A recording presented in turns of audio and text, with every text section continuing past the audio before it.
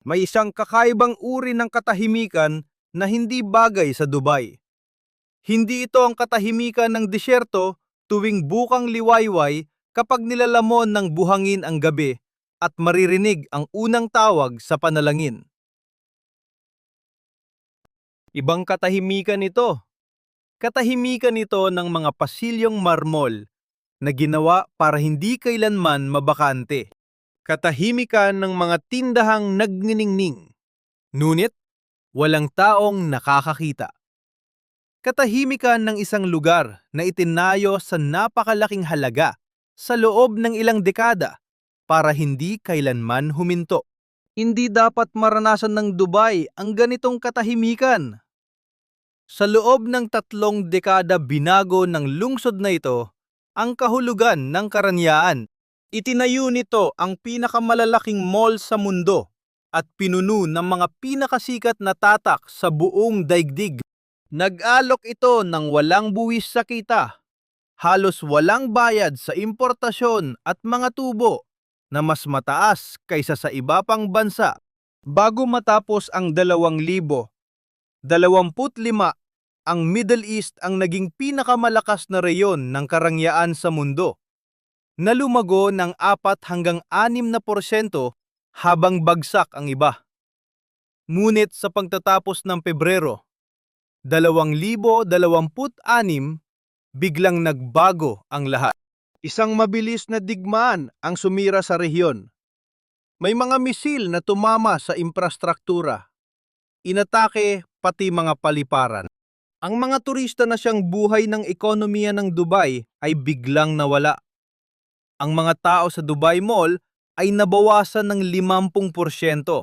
Ang mga sikat na tindahan na kumikita ng malaki noon ay nakaranas ng 30 hanggang 50% pagbagsak kumpara sa nakaraang taon.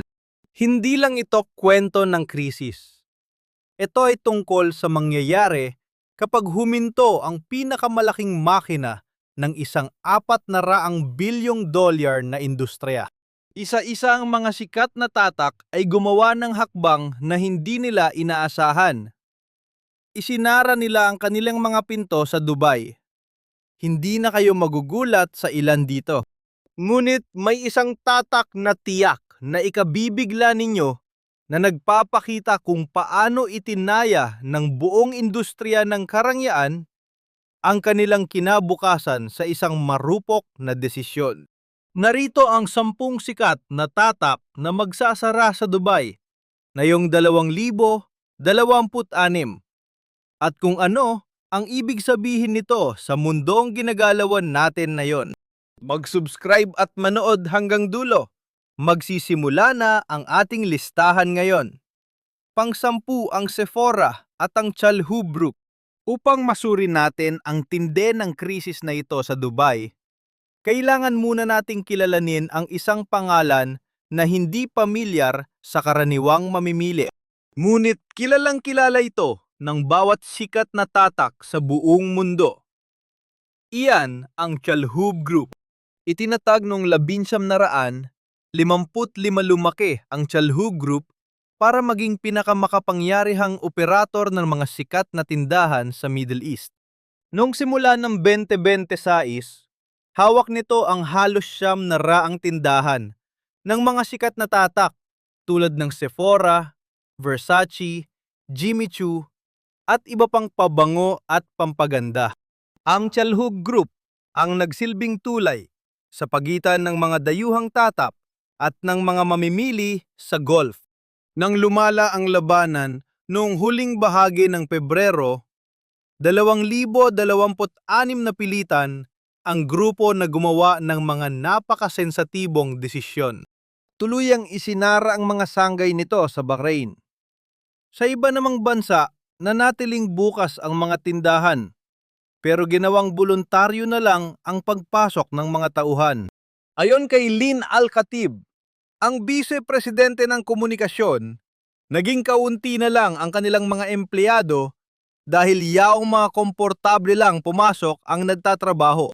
Personal na binisita ng mga pinuno ang Dubai Mall at Mall of the Emirates noong umaga ng Marso 2000. 26 upang kamustahin ang mga manggagawa. Ang Sephora na kalulunsad pa lang ng bagong proyekto sa Saudi Arabia ay napilit ang ihinto agad ang kanilang planang pagpapalawak.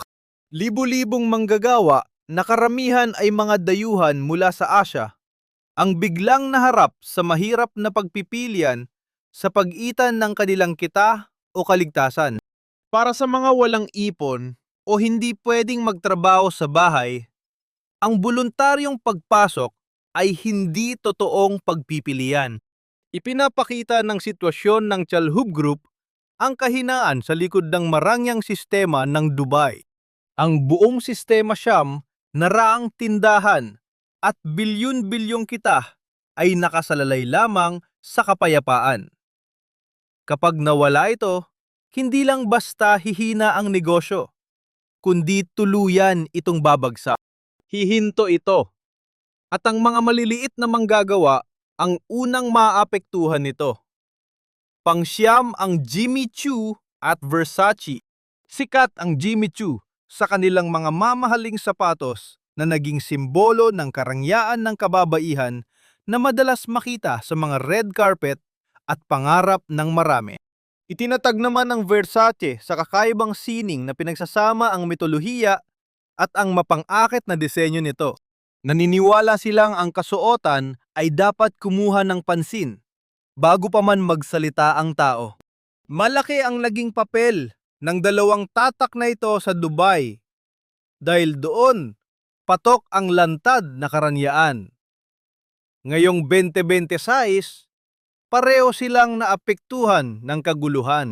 Nang mabawasan ang mga tauhan sa ilalim ng Chalhoub Group, ang mga tindahan ng Jimmy Choo at Versace sa malalaking mall ang unang naging biktima ng krisis. Ang mga tindahan na nakatayo sa pinakamagagandang pwesto para maakit sana ang mga dayuhang turista ay natagpuang halos wala ng laman na yon. Masakit ito para sa Jimmy Choo dahil itinuturing nila ang Middle East bilang isa sa kanilang pinakamalakas na merkado. Dahil sa mga mayayamang turista mula sa Russia, India at China, ang Dubai ang naging pinakamasiglang lugar para sa kanilang benta. Ayon sa ating mga impormante, ang kita ng malalaking tatak sa Dubai ay umabot sa halagang hindi mapapantayan sa ibang bahagi ng mundo.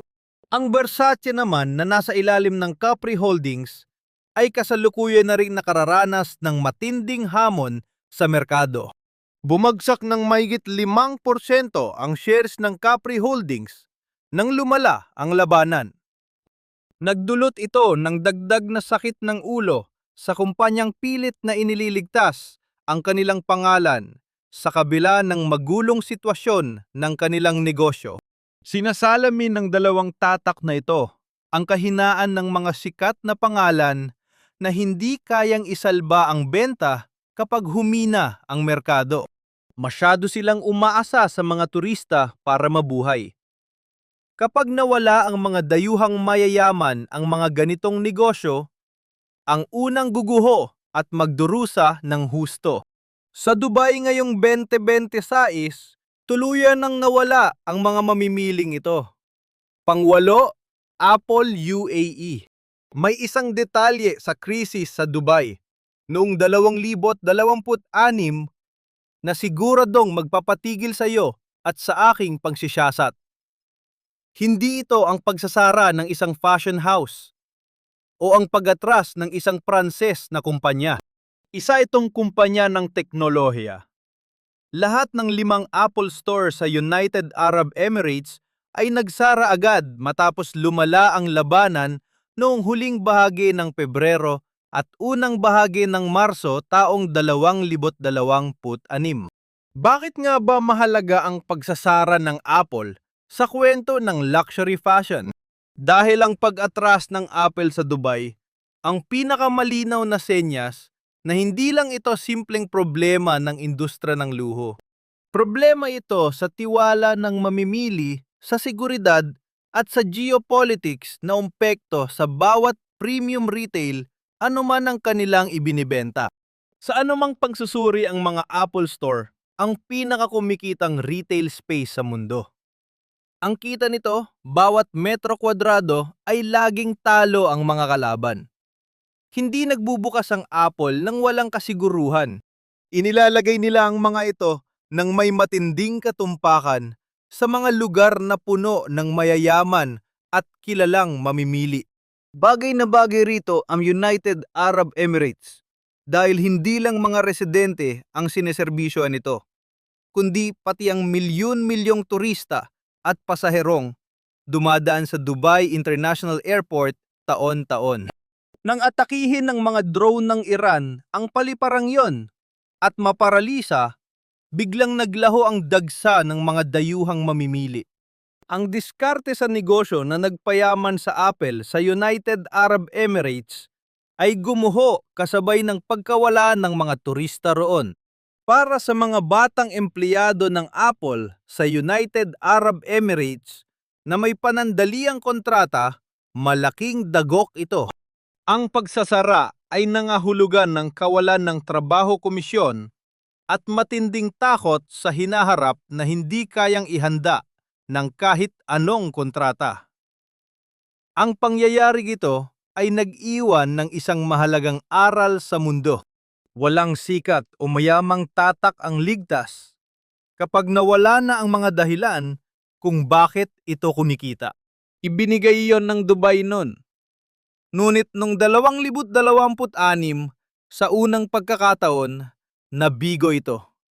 Ikapito, Prada Givenchy, Maison Margiela at Kenzo. Hindi lahat ng pagsasara sa krisis sa Dubai noong 2026 ay may iisang mukha lang. Sabay-sabay na nagsara ang mga higante sa fashion dahil sa lumalalang seguridad. Kinumpirma mismo ng Prada ang pagtiklop ng kanilang mga tindahan doon. Sumunod din ang Givenchy, ang sikat na tatak sa ilalim ng LVMH. Ang Maison Margiela, na isa sa pinakamaimpluwensyang tatak sa mundo ng fashion, ay tuluyan na ring nagsara. Ang Kenzo na pag-aari rin ng LVMH ay sumama na rin sa listahan. Ang apat na tatak na ito ay may iisang mapait na kwento sa Dubai. Malaki ang naging pamumuhunan ng bawat isa sa kanila bago sumapit ang 2026. Nakabangon sila dahil sa mayayaman at mahilig sa fashion na mamimili sa Dubai. Nagbukas at nag-ayos sila ng mga tindahan dahil nakita nila ang riyon bilang pangunahing makina ng kanilang paglago at hindi lang basta maliit na sanggay. Ang kalagayan ng Prada ay dapat nating tutukan. Sinasala ng mga namumuhunan ang Italian brand na ito, lalo na sa mga lugar kung saan naroon ang kanilang mga mamimili na mahilig maglakbay at mayaman sa kaalaman sa fashion. At iyan ang Dubai. Ang bumibili roon ay hindi basta turistang naghahanap ng pasalubong. Sila ay tapat sa tatak. Ang mawalan ng ganoong customer kahit isang buwan ay may malaking epekto sa kita. Para sa mga tatak na ito, suriin natin ang mas malalim na epektong estratehiko. Inasahan ng Middle East na magliligtas sa kanila habang humihina ang merkado sa China at may kalituhan sa United States. Nang gumuho ang inaasang lakas nito sa isang idlap, kailangang baguhin agad ang lahat ng plano. Para naman sa libu-libong manggagawa sa Dubai, ang pagsasara ay nagdulot ng kawalan ng katiyakan sa kanilang kinabukasan. Ibig sabihin, ang kanilang sahod ay nakasalalay na sa mga bagay na hindi nila hawak. Ika-6, Kering Gucci, Saint Laurent, Balenciaga at Bottega Veneta. Sa lahat ng naging desisyon sa gitna ng krisis noong 2026, walang hihigit pa sa ginawa ng Kering. Hindi nag-atubili ang Pranses na higanting Kering na nagmamay-ari sa Gucci, Saint Laurent, Balenciaga at Bottega Veneta. Noong Marso 2, 2026, kinumpirma nila ang pansamantalang pagsasara ng mga tindahan sa United Arab Emirates, Kuwait, Bahrain at Qatar. Lahat ng biyahe ng kumpanya patungong Middle East ay ipinatigil din ng walang katiyakan. Dumadaan ang grupo sa pinakamahirap na yugto ng kanilang kasaysayan dahil sa patuloy na pagbaba ng kita ng Gucci. Ang stock price ng Kering ay bumagsak mula 900 noong 2022 patungong mababa sa 300 noong 2025. Ang Middle East sana ang kanilang naging tanging pag-asa. Ang paglago nito ang tanging magandang balita sa gitna ng kaguluhan. Kaya malaki ang pinuhunan ng Gucci sa rehiyon. Ang mga tindahan sa Dubai ay hindi lamang simpleng bilihan ng gamit. Ang mga ito ay nangangailangan ng malaking gastos sa pagsasanay disenyo at pag-aalaga sa mga mamimili. Ang pagsasara nito ay nagpapadala ng masamang hudyat sa mga namumuhunan at mga kalaban sa merkado. Ang Saint Laurent na mas malakas kumita kaysa Gucci at ang Balenciaga na bumabangon pa lang mula sa issue ay parehong nakaranas ng biglaang paghinto. Ang Bottega Veneta na kilala sa simpleng karangyaan at sining ay bigla ring nawalan ng koneksyon sa kanilang mga piling mamimili ng walang babala. Bumagsak ng 5% ang shares ng Kering sa araw na kinumpirma ang pagsasara. Nawala ang bilyon-bilyong euro sa halaga ng kumpanya sa isang araw lang sa panahong hindi nila ito kayang kayanin. Para sa sapat na bilang ng mga trabahador ng Kering na lumipat pa mula sa ibang bansa, ang merkadong inaasahan nila ay biglang naging isang lugar na hindi na pwedeng tirhan pansamantala. Ika-5, Hermes. Maraming mamahaling tatak, ngunit iba pa rin ang Hermes kung susuriin natin.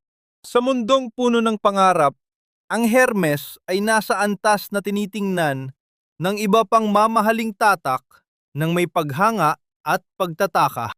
Ang kanilang mga Birkin at Kelly bag ay inaabot ng ilang taon sa waiting list. Ang kita nito ay hindi kailanman natitinag ng krisis.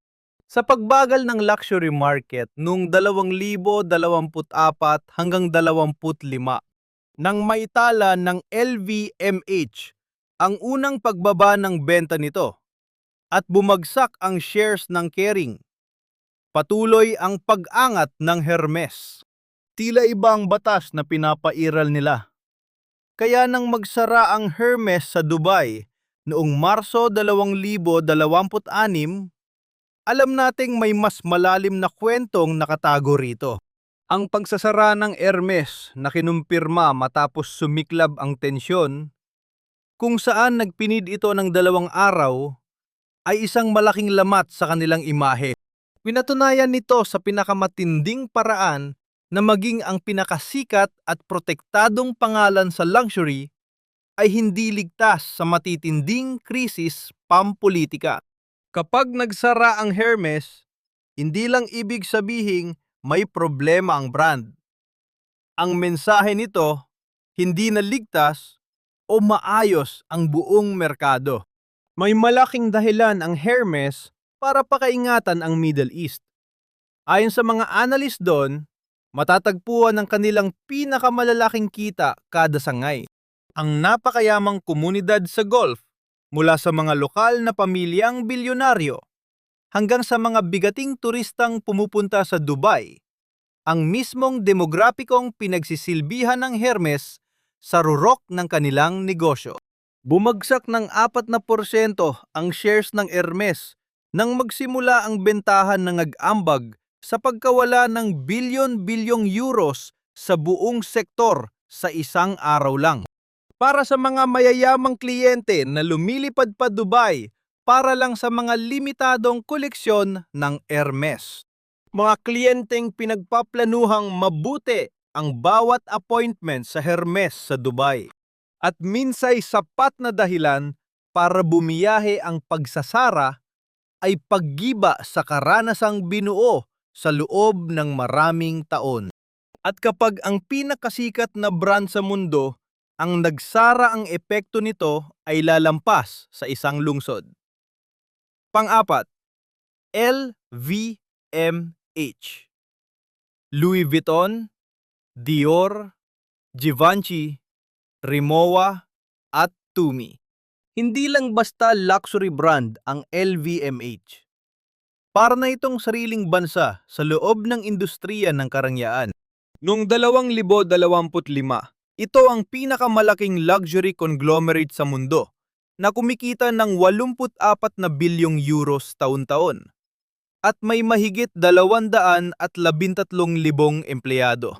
Kasama ang Dior na isa sa pinakamaimpluwensyang brand na yon, ang Louis Vuitton, at ang buong LVMH portfolio ay hindi lang simpleng luxury brands. Sila ay mga institusyong kultural.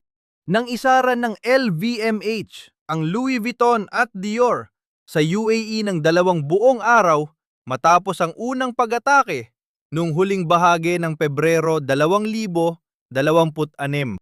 Ang desisyong ito ay naghatid ng kakaibang senyales. Sinabi pa naman ng CFO nitong si Cecile Cabanis noong Enero 2026 na mabilis ang paglago sa Middle East.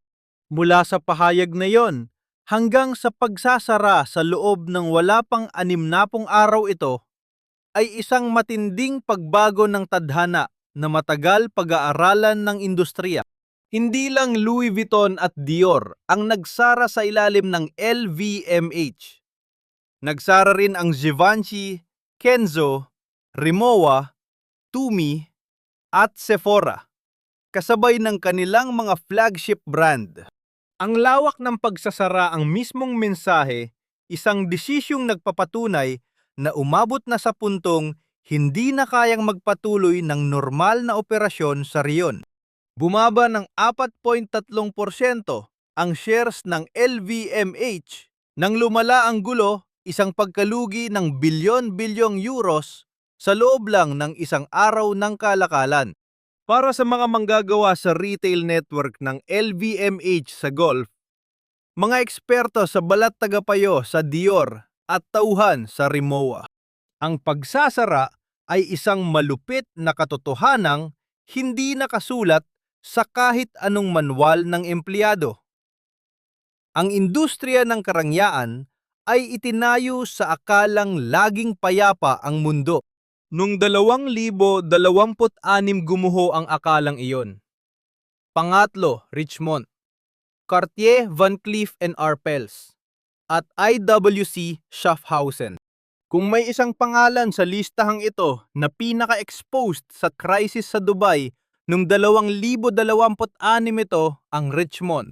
Ang Swiss conglomerate na ito na nagmamay-ari sa Cartier, Van Cleef & Arpels at IWC Schaffhausen ay nagtayo ng negosyong mas nakatutok sa Middle East kumpara sa iba pang katulad nilang dambuhalang kumpanya.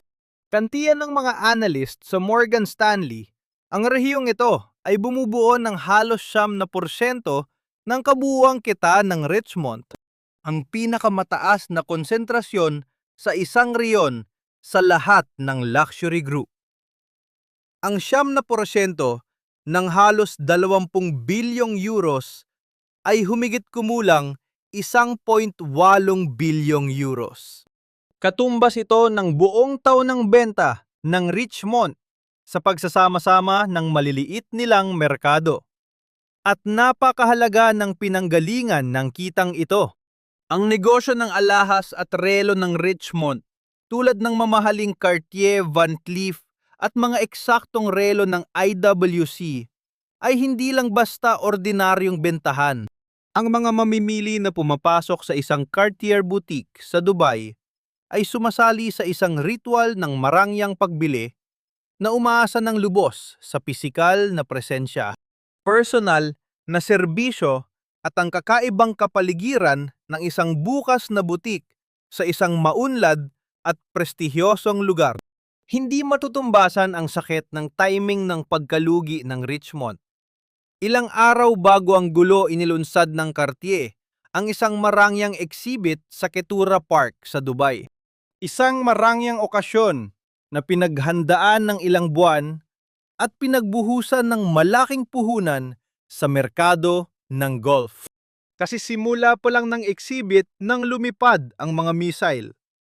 Bumagsak ng mahigit 6% ang shares ng Richmond sa Zurich, ang pinakamalalang pagbaba sa lahat ng luxury giant.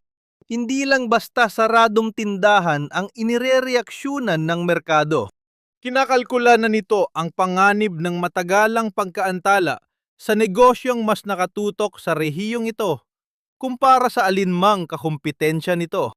Para sa mga napakayamang mamimili na naglalakbay sa Dubai, para lang sa mga eksklusibong piraso ng Cartier, mga transaksyong umaabot ng milyon-milyong dolyar. Ang pagsasara ay pagkawala ng buong sistema ng tiwala at pribilehiyong binuo sa loob ng maraming taon. Pangalawa, Dubai Mall at Mall of the Emirates. Bago natin talakayin ang pinakaimportanteng kaso sa listahan, kailangan muna nating suriin ang mga pisikal na lugar dahil sa Dubai.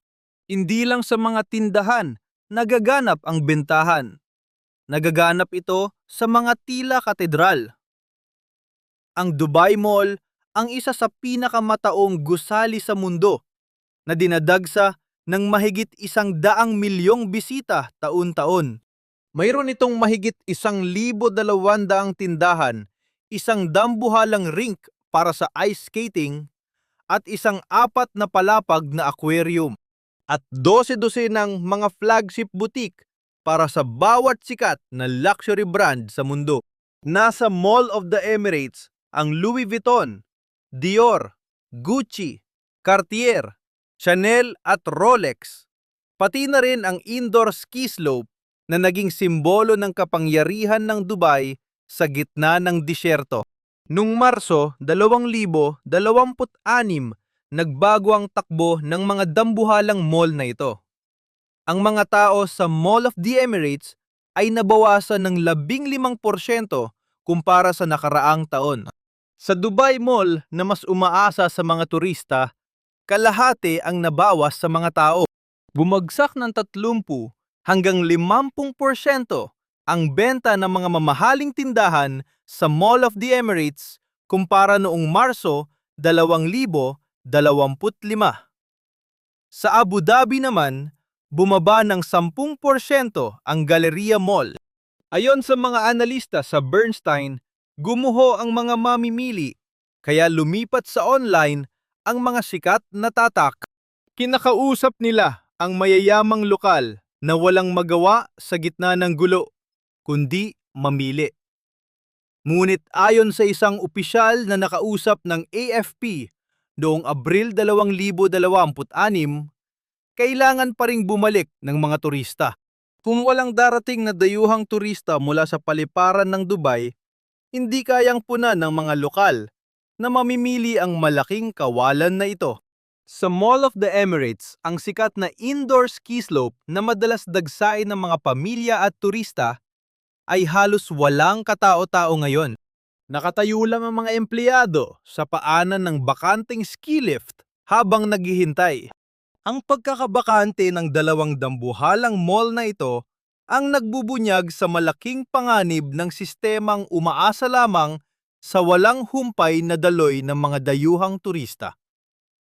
Kapag huminto ang daloy na ito kahit ilang linggo lang, makikitang walang matibay na pundasyon ang buong industriya. Panguna ang Dubai mismo, ang wakas ng sinasabing ligtas na paraiso ng karangyaan. At ngayon, ating tuklasin ang pangalang hindi inasahang mapapasama sa listahang ito. Hindi ito sikat na tatak korporasyon o simpleng tindahan. Ang nangunguna sa ating listahan ay ang mismong lungsod ng Dubai at kung ano ang ibinubunyag ng krisis nito noong 2026 tungkol sa paniniwalang naging sandigan ng buong industriya ng karangyaan sa nakalipas na 3 dekada.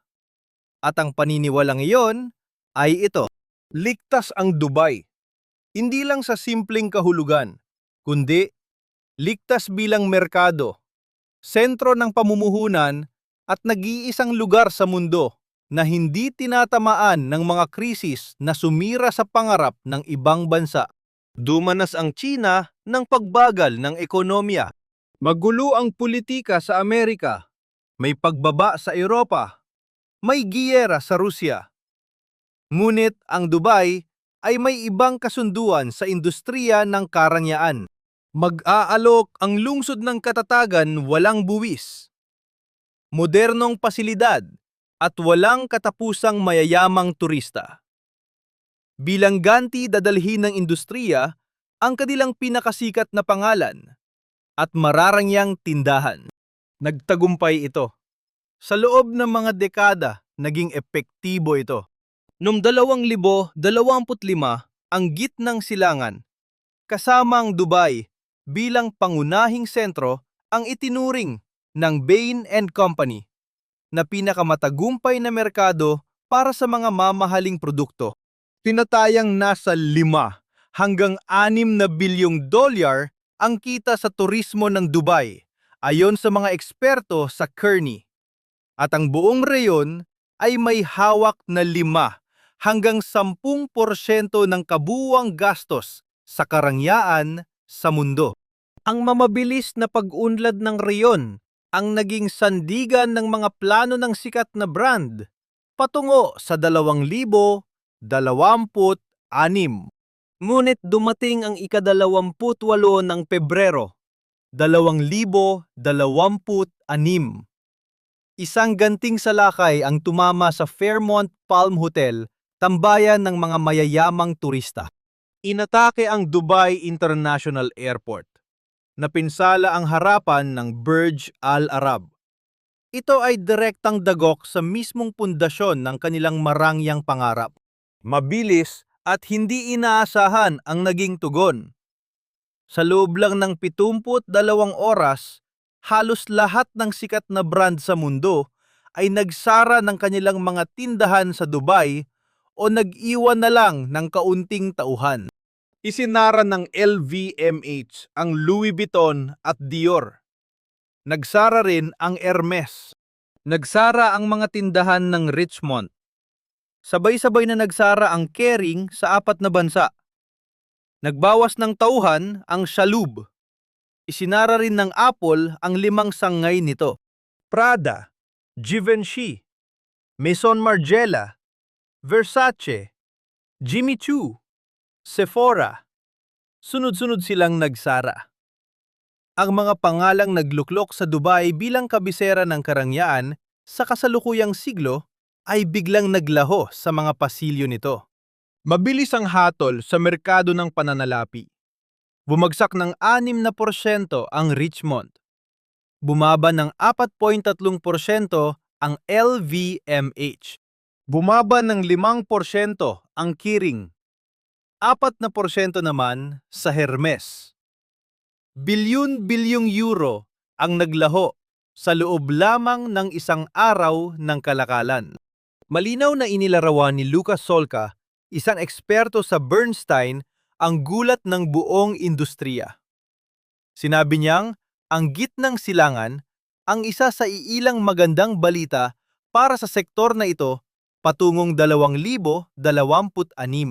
Dagdag pa niya, hindi maganda ang tiyempo ng kaguluhang ito. Ang mga salitang ito ay nagpapakita na nagkamali sa kalkulasyon ang buong industriya. Ang pag-asa sa iisang lugar ay may malaking panganib din. At ang Dubai sa kabila ng magaganda nitong infrastruktura ay hindi mababago ang katotohanan na matatagpuan ito sa isa sa pinakamagulong reyon sa buong mundo.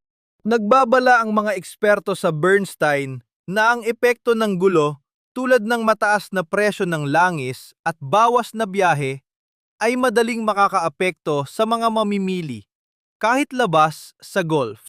Hindi pa namamatay ang pangarap ng karangyaan. May mga naniniwalang babawi ang mga mamimili. Ngunit ang paniniwala na walang makakapinsala sa Dubai na siyang naging pundasyon ng 30 taong pamumuhunan dun ay tuluyan ng nagkabitak-bitak. At kapag nasira ang pundasyon, kailangang suriin muli ang bawat estruktura na nakatayo rito. Ang Dubai noong 2026 ay hindi lang lungsod ng mga saradong pinto. Ito ay lungsod ng mga katanungan. Bukas pa rin ang mga ilaw sa Dubai Mall. Ngunit, nililiwanag na lang nito ang hangganan ng isang pangarap na sa huli ay hindi rin pala makakatakas sa mga puwersang nagpapatakbo sa ating mundo. Kung lalayuan natin ang pagtingin sa 10 kasong ito at susuriin bilang iisang magkakaugnay na kwento, makikita natin ang mas malalim na katotohanan. Hindi ito simpleng kwento ng kabiguan ng mga brand o maling desisyon ng mga korporasyon. Ito ang pagbagsak ng isang matagal na paniniwala sa ilalim ng bigat ng mundong tumangging sumunod sa kanilang lohika. 3 dekadang binuo ng industriya ang isang mundo ng kasiguraduhan. Matapos ang mga pagbabago sa China, ang kawalang katiyakan sa Amerika, at ang pagbagal ng ekonomiya sa Europa, ang Gulf at ang Dubai sa gitna nito ang inasahang magiging lugar kung saan iba ang patakaran, kung saan tuloy-tuloy ang pag-unlad at ang mayayamang mamimili ay ligtas sa mga takot na nagpapabagsak sa mga karaniwang merkado. Magandang kwento ito at sa mahabang panahon ito ay naging totoo. Ngunit ang mga pagsasara noong 2026 mula sa kakaunting tauhan ng Sephora hanggang sa tahimik na pasilyo ng Dubai Mall, mula sa mga nakanselang appointment sa Hermes hanggang sa pagbaba ng halaga ng mga dambuhalang kumpanya sa Paris at Zurich, ay nagbubunyag sa katotohanang matagal ng alam ng marami. Ngunit ayaw nilang aminin. Walang permanenteng ligtas na lugar. Siyasatin natin ito. Walang sulok ng mundo ang ligtas sa kaguluhan. Walang merkado, gaano man katatag ang pagkakatayo, ang hindi kayang pabagsakin ng mga puwersang labas sa komersyo.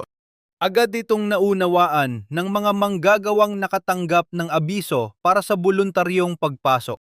Ramdam ito ng mga investor na nakitang naglaho ang bilyong euro sa isang araw.